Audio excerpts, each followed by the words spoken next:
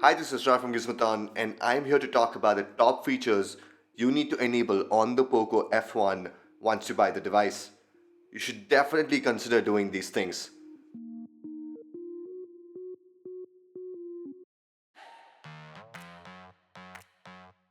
First of all, delete the bloat.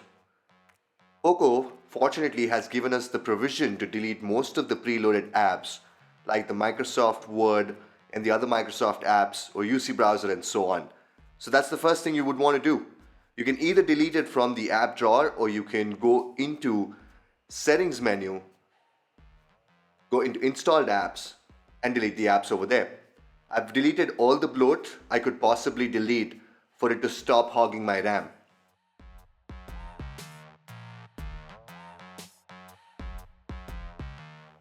Next is to download an icon pack or completely a different launcher. In my unboxing video, I covered that the icons that the POCO had was not consistent, which is why I'm a huge fan of stock Android. I use the app called Launcher. I have made a dedicated video on this and you can click on the card on the rightmost corner. I use the same on my OnePlus 6 as well. This allows me to get the Google Now cards instead of the weird cards on the POCO launcher. I also use the Pixel icon pack. It's free and gives the phone a systematic look. Download links are in the description below. Full screen gestures.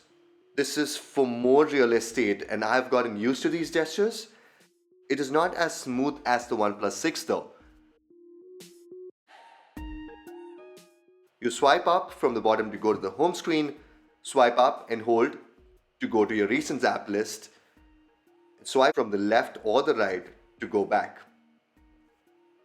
Apart from that, in the display settings, you can also hide the notch. I've already hidden it. The notch is huge on this phone, and the phone would look better if you hide the notch. I usually do not have a problem with the notch. I do use my OnePlus 6 without hiding it. If you're considering hiding the notch, then you should download this app as well. It's called Rounded Corners. It's available on the Play Store. It can help you get the curve on the top to match the bottom. The curved edge on the POCO F1 is actually pretty huge, so this app would probably help you as well.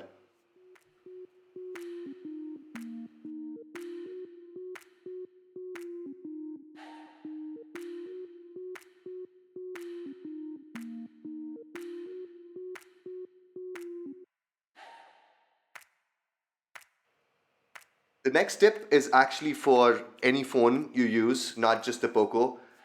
It's an app called Block This. It's an ad blocker service that allows you to block all display ads, apart from YouTube, that you would see on games or browsers or so on. You can see that I do not see any ads on my Chrome browser when I'm browsing GSM Arena. The next thing you would want to do is to reduce the transition time. The transition of the POCO phone is extremely slow. You can go into About Phone, click on the MIUI version 7 times to enable the developer options.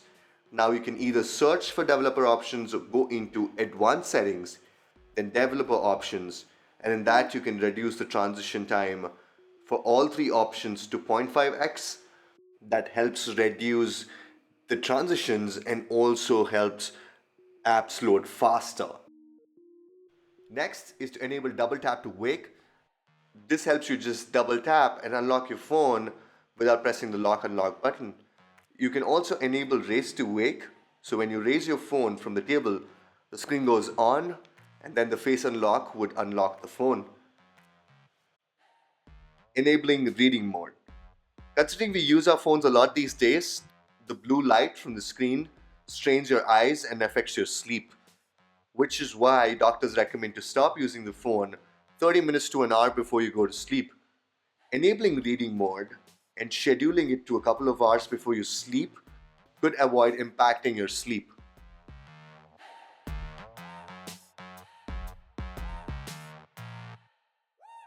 Usually on all Mi phones, you have the option to manually record all calls.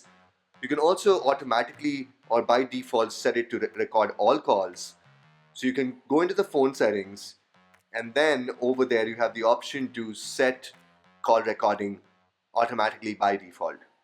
Apart from this, you have all incoming call settings like flash for calls or silence when flipped and so on.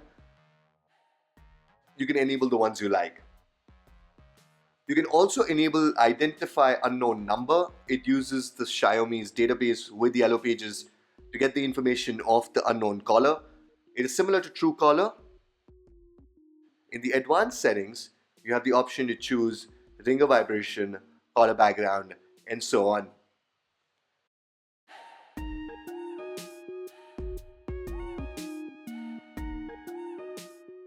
The next thing you would want to do is to enable HDR mode and AI functionality on your camera app. It is disabled by default. I've seen really good results with both of these enabled, and it is highly recommended. You can look at the unboxing video to look at these samples in detail. I have covered how the camera is doing pretty well when you're putting in all of these settings in place and trying to click a photo. So do check out the unboxing video as well.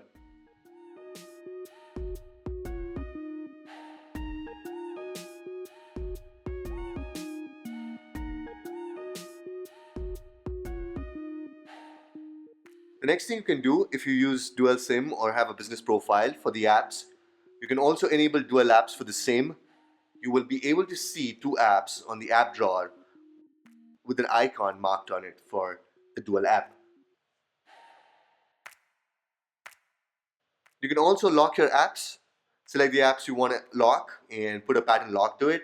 You can also choose to use the fingerprint if that's what you would like to do.